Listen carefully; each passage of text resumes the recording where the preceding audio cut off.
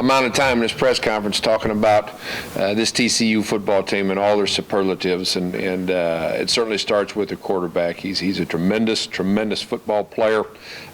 Just got done with the national media, and I meant it when I said it. He could be people's tailback. He could be starting wide receiver, and certainly is a Heisman Trophy candidate worthy quarterback. And you better be ready for him, but you got to be ready for their whole football team when you play TCU. And we got to, first of all, we got to play faster as a football team, and we can't be any faster from a clock standpoint, from a speed standpoint, but we can play faster than we did Saturday. That's the first target area that we have to hit in controlling him, because I don't think stop would be a part of my description of what you can do with him or their offense. We got to be where we're supposed to be. We got to be there when we're supposed to be there, and play fast at all 11 positions. How do you get them playing faster? I think that comes with a little bit of mind control and knowledge. By the mind control piece, I think we got a little intimidated early in that game Saturday with the speed of it. Not as much the tempo of them going from one play to the next. I thought we handled that well. I'm talking about the speed of the actual plays, and then early success of theirs created a little fear in our guys, and we started playing to that instead of playing assignment football. If you go back to the start of the second half, 5 out of 6 plays it was where we had same plays we'd been seeing throughout the game on the perimeter, and they got 2 yards and 1 yard and 2 yard, and we've got to do that. With the knowledge that we have of the scheme that we've got to defeat.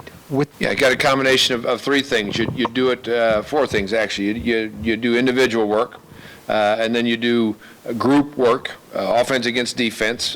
We do a group perimeter drill at least once a week, if not twice a week, against our own people. Then you got good versus good work, our offense versus our defense, and then you got your scout work. So there are plenty of opportunities to get all that repped to be in a position to execute. Well, we were running the ball extremely well. Obviously, 300-plus yards rushing the football. And then the situational passing stuff, they were targeted, but they never received the ball. We only had, what do we end up, 15 completions? I think that's right, 15 out of 31 or something like that, and spread it around again to a number of different receivers. They didn't get hit on Saturday. It wasn't a neglection on our part.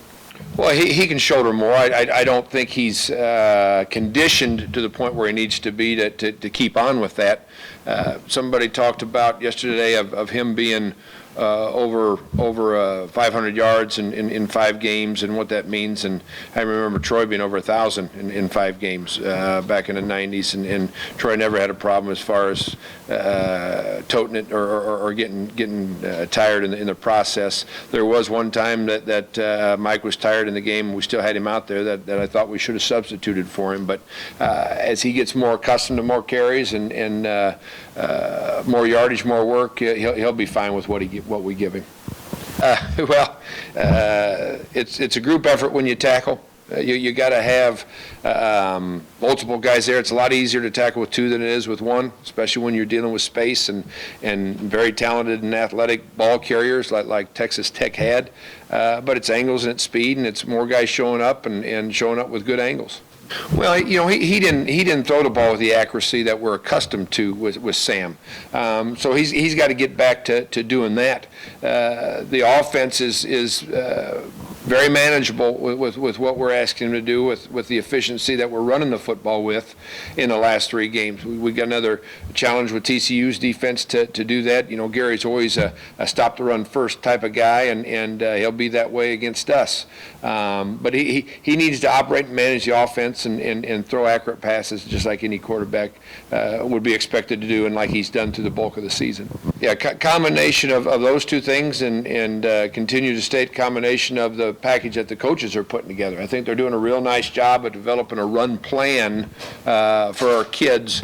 But to directly answer your question, the offensive line is playing much better these last 3 games, and the run piece of it is huge. I think their combination blocks, their footwork to go along with that, their vision and picking up movement as it occurs, whether it's on the front line or the second level. I thought our ability to do that was best against Tech, and we probably saw more movement against Toledo, but our ability to pick it up efficiently and finish those blocks was best against Tech, in my opinion. Well, I'd like to get off to a faster start than we did against Tech. I don't want to have one offensive play and be down 10-0. Now, did we bounce back? Absolutely, we did, and 10-7 and 14-17, and we were in a football game, and we were a stop away and a score away from maybe even taking the lead, and then we let it get away from us at the end of the second quarter. Starting fast was discussed emphatically last week, and against this opponent this week. Again, you need it, and that's what we'll set out to do. Well, he should be kicking come Saturday. Chris has improved, but as I stated after the game, his opportunity was a poor kick when he got out there, and we went right back to Cole with the kickoff after that. And he kicked the ball exceptionally well with his kickoffs on Saturday, and our coverage was outstanding. No, Cole should be the guy, but they will compete this week, and we'll chart everything. What's going on with him? Has he talked to you? Have you talked to him, or you just kind of? We talk. I say it over and over, but it's one of those things, whether it's a guy shooting free throws or a guy's golf swing or his tennis serve or whatever it is, when something gets off, the mind gets off with it, and it's hard to get it back on. He's inconsistent at best. He's hitting some balls exceptionally well, and then when something goes wrong, whether it's his foot placement or his kick foot or whatever it is, it's an inconsistent result. He's got to get it cured. I can't perform for him. He's got to get it cured. Well, people have played with him, but the opposite side of that coin is they've found a way to win every one of them.